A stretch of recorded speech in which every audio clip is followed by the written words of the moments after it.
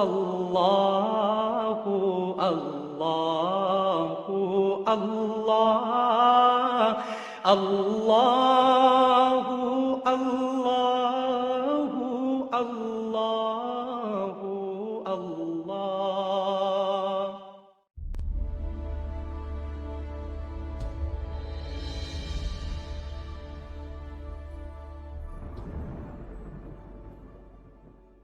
السلام علیکم ورحمۃ اللہ وبرکاتہ۔ ناظرہ قرآن کورس کلاس نمبر 4 میں رمضان قرآن کے سائے میں گزارنے کا عزم کرنے والوں کا یہاں استقبال کیا جاتا ہے۔ ناظرین کرام، اس سے پہلے ہم صوتی ترتیب کے پہلے 3 حروف یعنی میم، با، واو پڑھ چکے ہیں، اور آج ہم اس کے بارے میں چوتھا حرف یعنی فا کے متعلق پڑھیں گے۔ اس سے پہلے جو حرف ہم پڑھ چکے ہیں اس میں سب سے پہلے میم تھا۔ میم کی آوازیں ہیں م، می، مو، من، من، من، ام، ام، ام، ام، ام، ام۔ اسی طرح حرف با کی ساؤنڈ کچھ اس طرح سے ہیں: ب، بی، بو، بن، بن، بن، اب، اب، اب، اب، اب، اب۔ حرف واو کی آواز اس طرح سے ہوگی: و، وی، وو، ون، ون، ون، او، او۔ اب ہم چلتے ہیں اگلے حرف کی طرف۔ ہمارے پاس چوتھا حرف ہے ف۔ ف، نہ کہ اردو اور پنجابی کی طرح فے، یہ فے نہیں ہے بلکہ فا ہے۔ البتہ کسی بھی حرف پر زبر، زیر یا پیش آئے تو اس کو ہم لمبا کر کے یعنی کھینچ کر فا بھی نہیں پڑھیں گے، جیسے فَأُولَئِکَ، اس کو فَأُولَئِکَ نہیں پڑھیں گے۔ اور اسی طرح فَالْحَمْدُ، تو فَأُولَئِکَ اور فَالْحَمْدُ میں فا کی آواز صرف فا، فا۔ آگے چلتے ہیں اس کے مخرج کی طرف۔ فا جو ہے اس کا مخرج انتہائی آسان ہے۔ آپ دیکھ رہے ہیں تصویر کے اندر کہ اوپر والے دانت نیچے والے ہونٹ کے ساتھ ٹچ ہوں تو ادا ہوتا ہے فا۔ نیچے والا ہونٹ جب اوپر والے دانتوں کے ساتھ ٹچ ہوتا ہے تو ادا ہوتا ہے فا۔ یہ فا کی مکمل شکل ہے، اور یہ فا کی وہ شکلیں ہیں جو شروع، درمیان یا آخر میں استعمال ہوتی ہیں۔ اب ہم چلتے ہیں ذرا فا کی ساؤنڈ کی طرف۔ فا کے اوپر زبر ہو تو اس کی آواز ہوتی ہے ف، ف۔ اگر اس کے نیچے زیر آ جائے تو اس کی آواز ہوتی ہے فی، اس کی آواز ہوتی ہے فی۔ اور اسی طرح جب اس پر پیش آ جائے تو اس کی آواز ہوتی ہے فو، اس کی آواز ہوتی ہے فو۔ دوبارہ ذرا پریکٹس کرتے ہیں: ف، فی، فو۔ آپ کوشش کریں کہ اس کے بعد اس کی اچھی خاصی پریکٹس کریں تاکہ آپ کا یہ حرف بالکل کلیئر ہو جائے۔ اسی طرح جب فا کے اوپر تنوین آتی ہے یعنی 2 زبر، 2 زیر اور 2 پیش ہوتی ہے تو اس کی آواز کچھ اس طرح سے ہوتی ہے فن، فن، فن۔ دوبارہ ذرا اس کی پریکٹس کرتے ہیں: فن، فن، فن۔ اسی طرح جب فا کے اوپر جزم ہو تو اس کی آواز بالکل آسان ہے۔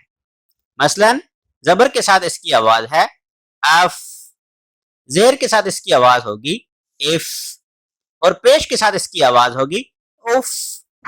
اور یہاں ہمیں دھیان رکھنا ہے کہ ہمیں اف بالکل بھی نہیں کہنا۔ خاص طور پر بچے یہ دھیان رکھیں کہ اپنے والدین کو اف کہنے سے بالکل پرہیز کریں، اس لیے کہ یہ تاکید ہمیں قرآن کریم میں اللہ تعالیٰ نے فرمائی ہے۔ تو آئیے ذرا دوبارہ اس کی پریکٹس کرتے ہیں۔ اف، اف، اوف۔ اس سے پہلے بھی ہم پڑھ چکے ہیں کہ قرآن کریم مشق کے ساتھ آتا ہے، جتنی زیادہ ہماری پریکٹس ہوگی اتنا ہی ہمارا قرآن پہلے سے بہتر ہوگا۔ آئیے ذرا چلتے ہیں، جب فا کے اوپر شد ہو تو اس کی ساؤنڈ، اس کی آواز کیا ہوگی؟ مثلا اگر فا کے اوپر شد اور اس سے پہلے زبر آ جائے تو ہم اس کو پڑھیں گے اف، یعنی فا کی آواز ریپیٹ ہوگی، دوبارہ آئے گی۔ اسی طرح اگر فا سے پہلے زیر آ جائے تو ہم اس کو پڑھیں گے افی، اور فا کے اوپر شد ہو اور اس سے پہلے پیش ہو تو ہم اس کو پڑھیں گے افو۔ قرآن کریم سے اس کی مثال ہے فوف، تو ہم نے واو بھی پڑھ لیا اور فا بھی پڑھ لیا، تو یہ دونوں حرف یہاں استعمال ہوں گے ہیں فوف۔ یہ تھا ہمارا آج کا سبق جس میں ہم نے فا کی پریکٹس کی ہے۔ ابھی تک ہم 4 حروف پڑھ چکے ہیں، م، ب، و، ف۔ تو کوشش کریں کہ ان سب کی پریکٹس کریں تاکہ آپ کا قرآن کریم بہتر ہو جائے۔ آئیے چلتے ہیں ہمارے اس سبق کے دوسرے حصے یعنی حدیث نبوی صلی اللہ علیہ وآلہ وسلم کی طرف۔ نبی صلی اللہ علیہ وآلہ وسلم کا ارشاد ہے کہ تم میں سے کوئی شخص اس وقت تک مومن نہیں ہو سکتا جب تک کہ وہ اپنے بھائی کے لیے وہی کچھ پسند نہ کرے جو اپنے لیے پسند کرتا ہے۔ ایک دفعہ اس کو دوبارہ پڑھ لیتے ہیں۔ تم میں سے کوئی شخص اس وقت تک مومن نہیں ہو سکتا جب تک کہ وہ اپنے بھائی کے لیے وہی کچھ پسند نہ کرے جو اپنے لیے پسند کرتا ہے۔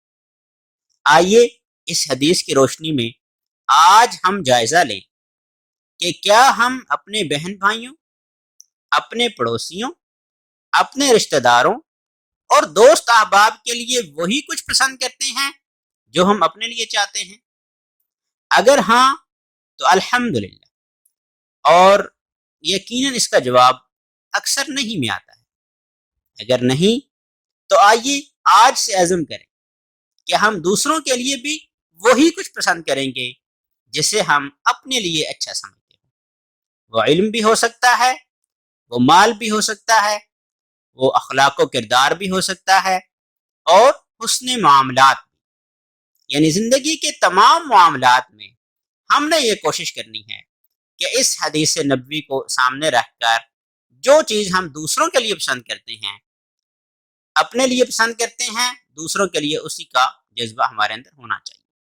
خاص طور پر موجودہ حالات کے اندر خدمت خلق کا جذبہ، اور جہاں ہم لوگوں کی جسمانی ضروریات کا خیال رکھتے ہیں اسی طرح وہاں لوگوں کی روحانی خدمت بھی نہایت ضروری ہے۔ آپ اس پروگرام سے جتنا بھی استفادہ کر رہے ہیں، آپ کوشش کریں کہ اس کو اپنے گھر والوں تک، اپنے عزیز و اقارب اور دوست احباب تک ضرور پہنچائیں۔ جہاں جہاں تک یہ پیغام پہنچے گا، جتنے لوگ اس سے استفادہ کریں گے، انشاءاللہ نہ صرف اس دنیا میں بلکہ آخرت میں بھی اس کا آپ کو اجر ملے گا۔ آپ نے اگر اپنے رمضان کا شیڈول تیار کیا ہے تو ہمیں اس نمبر پر واٹس ایپ کر دیں، انشاءاللہ ہم آپ کو بہترین رہنمائی کریں گے۔ اسی طرح کلاس کے دوران کوئی بھی سوال آپ کے ذہن میں آئے تو آپ بلا جھجک پوچھئے، انشاءاللہ آپ کے تمام سوالات کا تسلی بخش جواب دیا جائے گا۔ کل صبح اسی سلسلے کی اگلی کلاس ہوگی، اس میں ہم ایک نیا حرف پڑھیں گے، ضرور دیکھیں، اس کو آگے بھیجیں۔ آج شام 4 بجے انشاءاللہ تعالی فہم قرآن کلاس ہوگی، اسے بھی دیکھنا مت بھولیں۔ آئیے مل کر کفارہ مجلس کی دعا پڑھتے ہیں۔ سبحان اللہ و بحمدہ، سبحانک اللہم و بحمدک، نشہد ان لا الہ الا انت، نستغفرک ونتوب الیک۔ اپنا بہت سا خیال رکھیے گا اور امت مسلمہ کو اپنی دعا میں یاد رکھیں۔ اللہ نگہبان۔